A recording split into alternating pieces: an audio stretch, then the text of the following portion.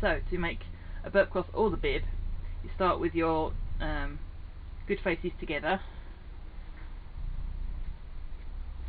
So you make sure you're sitting on the edge of the lining here.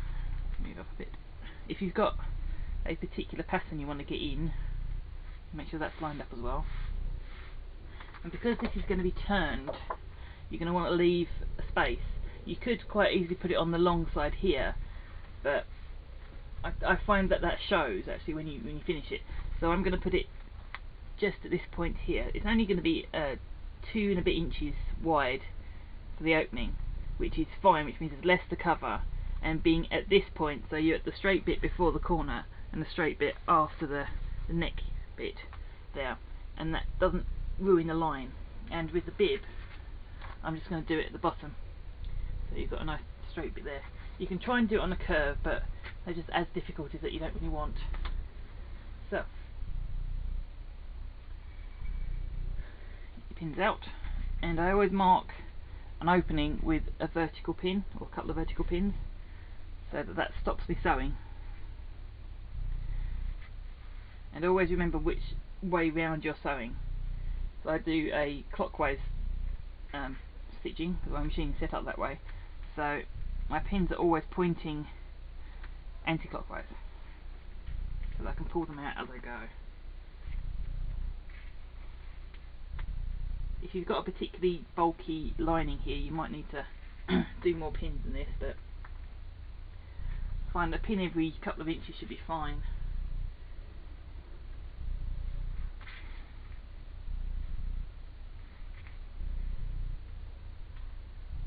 Okay.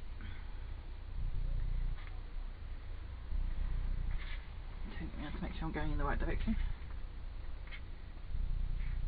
If you really have to think about it, you'd best look at your machine, so you can make everything that much slower if you've got to try and pull the pins out the wrong direction.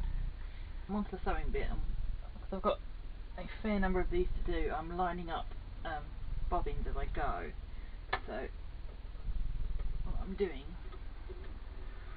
is I've already loaded my thread for this round, and I've got my thread to go on the bobbin on the stand behind it. I've put the bobbin on and engaged it so that it starts to wind onto the bobbin as I'm sewing. Something to keep in mind when you're doing this is it doesn't take long for this to fill up, so I can probably get maybe one and a half done by the time that's filled up. So if you forget about it, you don't end up with the whole thing covered in thread way too much. This did have a little arm thing here which would stop it, but that's broken off years ago, so I have to work with what I've got. So I'm just where that's going to come out. I'm prepping this to start sewing in white, and I'm putting the table on because it gives it a bit more support. So starting at this bottom piece here,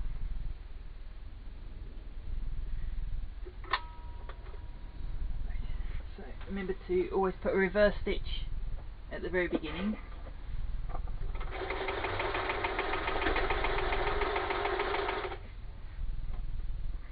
And there are lots of curves in this, but take them as slow as you like and work the fabric around one curve.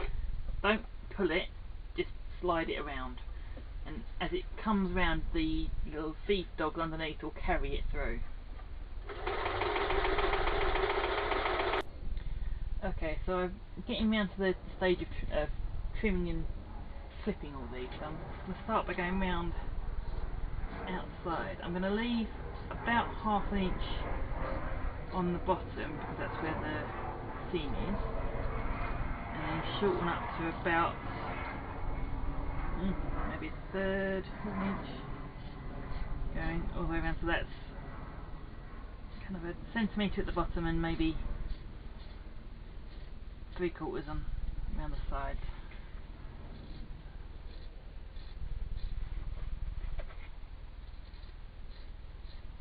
In a minute I'm going to leave the neck. I'll come back to that once I've gone round.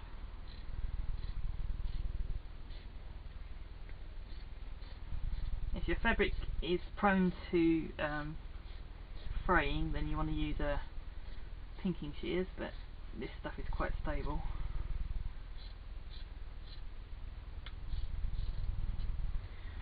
Okay, so where I've got the long sweeping curve, I want to just come in every kind of a centimetre or so and just cut up to the stitching. Don't cut through, because then you've got to do a repair.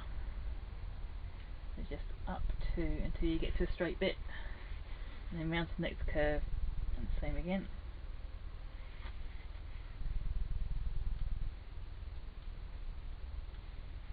So I'm going to do that all the way around. I haven't got much battery left, so I'm going to get onto the centre next. So you need to come round and just follow the line in. I'm leaving about ½ an inch again on the inside here.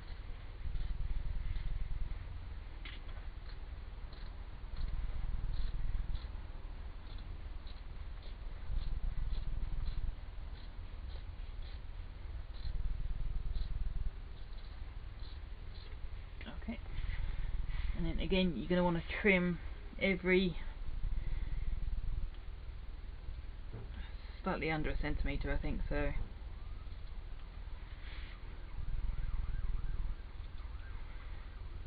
every 6 or 7 millimetres, which is what, 1/4 of an inch. Okay, I've put you as far away as possible. This camera doesn't work particularly well at close up or mid range, so this is what I've got to work with. So I'm in the process of top stitching these. What I've done is I've given them a really good press, and then I've gone through and sorted out the stack by colour, so that I've got the right colours set up as bobbin thread and main thread. So for top stitching, because this is fairly thick, because it's got terry cloth and lining, I think I overkilled it, but never mind. It's difficult to get close to the edge. If you can try and do about 1/4 of an inch or thereabouts. I'm using the side of my presser foot as a guide, because I've got a setting on here which just shifts the needle slightly over. So I've got that as my guideline. I'm trying to keep to this edge. I'm doing a fairly tight stitch, but because this is that much thicker, it fights and it shortens itself. So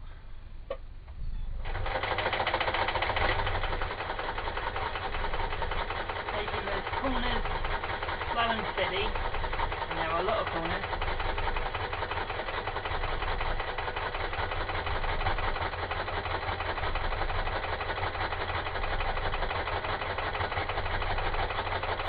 It's a fairly sharp movement to try and get round. I'm not actually going to the very tip, I'm just kind of taking off about ½ an inch there. I'm going to be putting some press studs on once I've done this. My press stud's walking away from me.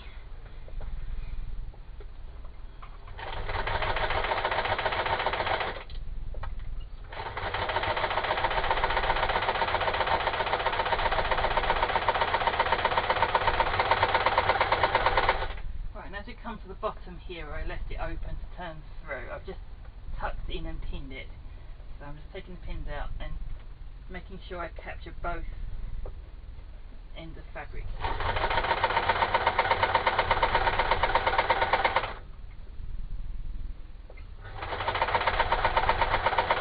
Okay, so I'm going through the process of sorting through and trimming these. Double checking that the top stitches caught everything. Here there's a slight show in that corner, so I'm just going to mark it with a pin, and I'll sort that out before I package them. So just tracking around all the edges, making sure that the opening at the bottom here is covered, not peeking out anywhere, and then just trim off loose bits of thread. You can do this as you go, but I find that it's easier to do it as a separate pass. Once you've made them all, then go through and check them.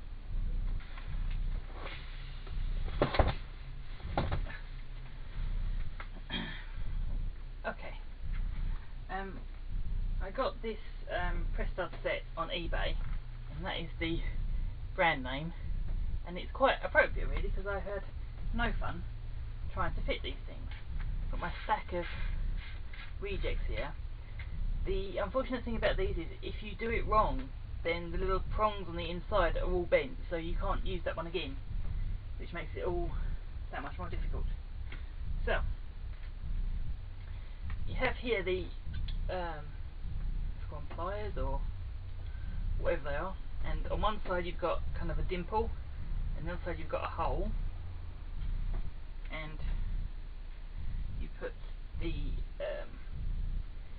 ring with the spikes in on the dimple side, and then whichever end you're either doing the nipply bit or the snappy bit goes into the other section.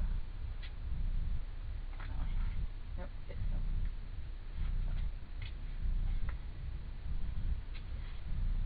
Go this way round, and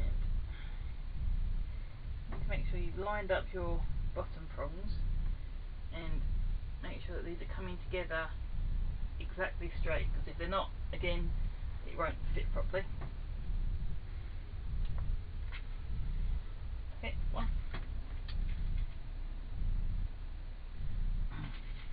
So I'm putting 2 studs either side, so that you've got kind of a different sizing going on. So I'm putting them about 1 inch apart. Ta-da! Okay, that one did. Now connect them together, and using this doohickey, which came with the kit, but is not actually mentioned at all in the instructions. It's got a little cup in now, and you place that over the top with it together and bash it a couple times with a hammer, and that settles everything in, so it's ready to use.